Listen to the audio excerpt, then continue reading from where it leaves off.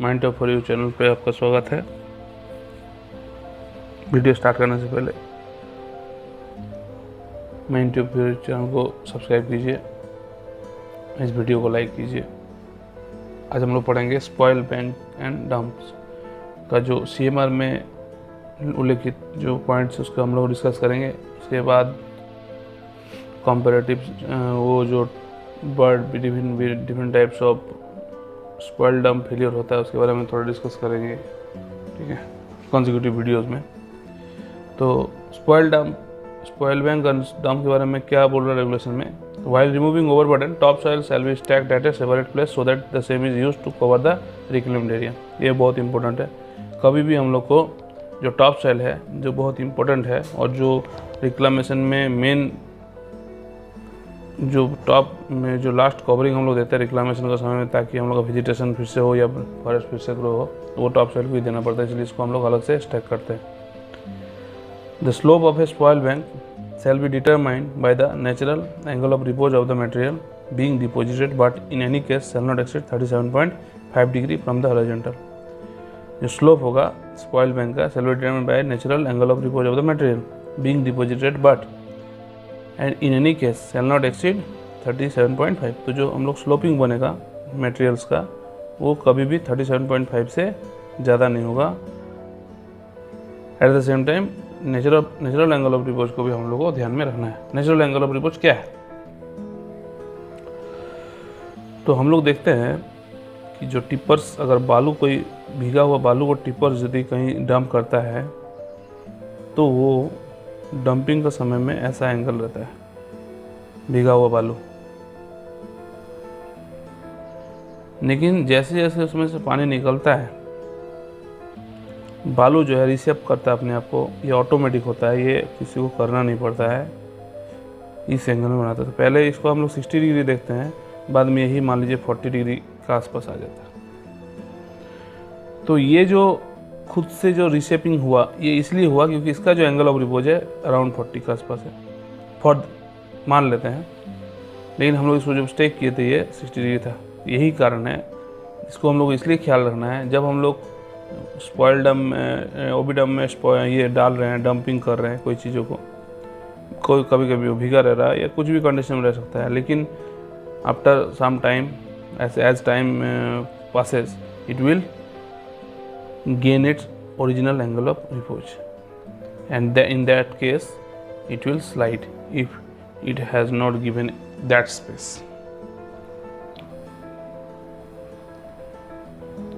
इसीलिए जो एंगल होगा वो 37.5 से ज़्यादा नहीं होगा from the horizontal, provided that where in any mine a steeper slope of spoil bank has been recommended as a result of scientific study करके by any scientific agency institution having expertise in slope stability, or the regional inspector may by an order in writing subject to such conditions as he may specify therein permit a steeper slope of the spoil bank.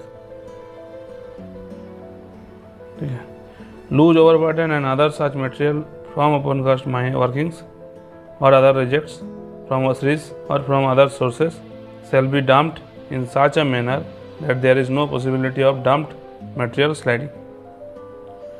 Any spoil bank exceeding 30 meter in height shall be benched so that no bench exceeds 30 meter in height.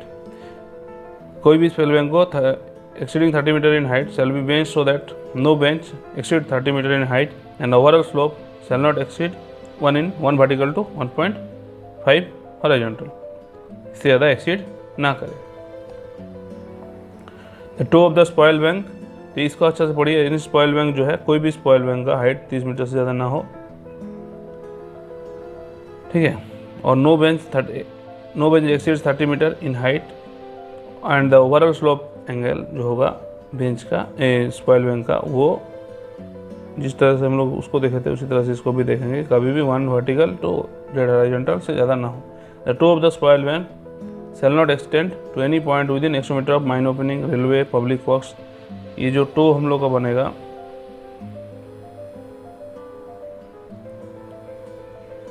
अगर हम लोग ओबी डम का अगर हम लोग shaping देखें,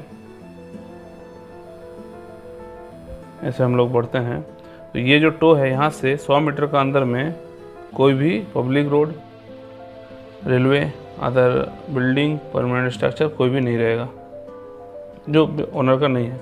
SUV fence to be erected between any railway and public works और roadway structure not belonging to the owner and tow of an active spoil and of an active spoil bank so as to prevent unauthorized person from approaching the spoil bank। वहाँ हम लोग क्या करेंगे, fencing करेंगे, ठीक है। No person shall approach or be permitted to approach the toe of the active spoil bank where he may be endangered from material sliding or rolling down from the face and adequate precautions shall be taken to prevent failure of slopes of the spoil bank or dump। अब हम लोग location देखेंगे कहाँ हम लोग dump करेंगे। Dump कहाँ हम लोग करेंगे start. The following point should receive consideration in deciding the location of dump.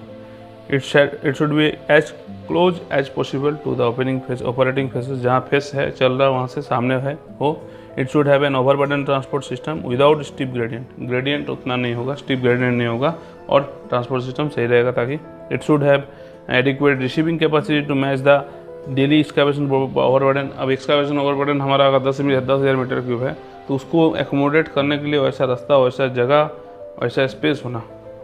It should provide complete safety to workers and equipment during the dump formation. Dump formation के समय में ऐसा जगह हो कि सेफ्टी मिले वर्कर को भी और इक्विपमेंट को भी। It must not block the mineral bearing area और सरफेस एग्रीकल्चरल लैंड।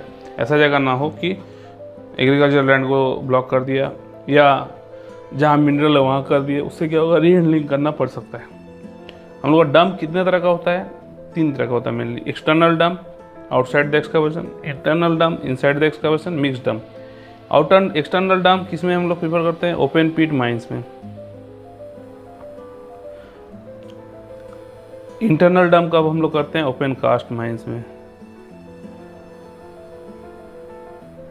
और मिक्स डंप किस में करते हैं, ये हम लोग स्पेशली जब हम लोग इंटरनली भी कर रहे हैं और एक्सटर्नली भी कर रहे हैं उसको हम लोग बोलेंगे mix dump.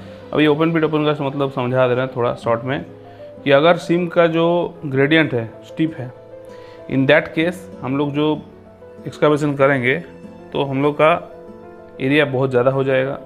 In that case हम लोग और प्लस हम लोग यहाँ साइड कास्टिंग नहीं कर सकते, हम लोग कास्टिंग नहीं कर सकते हैं। ऑन द अदर हैंड अगर हम लोग एक फ्लैट सरफेस में कर रहे हैं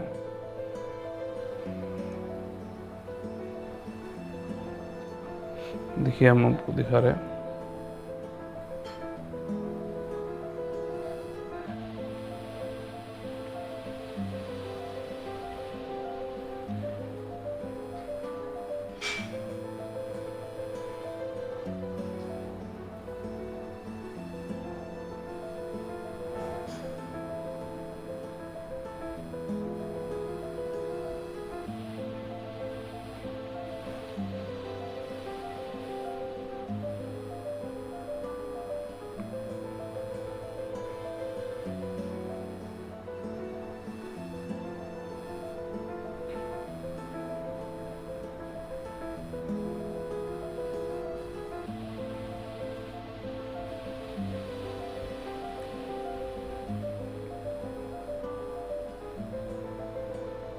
जो मैं इसे आपको समझाना चाहा पिक्चर को कि यहाँ हम लोग का कोयला बेंच था and this is a flat deposit. In that case इस जगह का हम लोग जब कोयला खा गए हैं, जब इस जगह कोयला हम लोग खा गए हैं तो इस जगह को हम लोग क्या कर सकते हैं, भर सकते हैं, फिर से डंपिंग कर सकते हैं। इसको हम लोग बोलते हैं कास्टिंग या इंटरनल डंपिंग। तो जैसे जैसे हम लोग माइंस इधर की ओर प्रोग्रेस होगा, इस एरिया में डिकोल्ड एरिया हो गया, डिकोल्ड एरिया में फिर से हम लोग कास्टिंग करेंगे। इसको इंटरनल डंप भी हम लोग बोलते हैं। ओपन पिट ओपन कास्ट में ये बेसिक डिफरेंस भी है कहलाता है।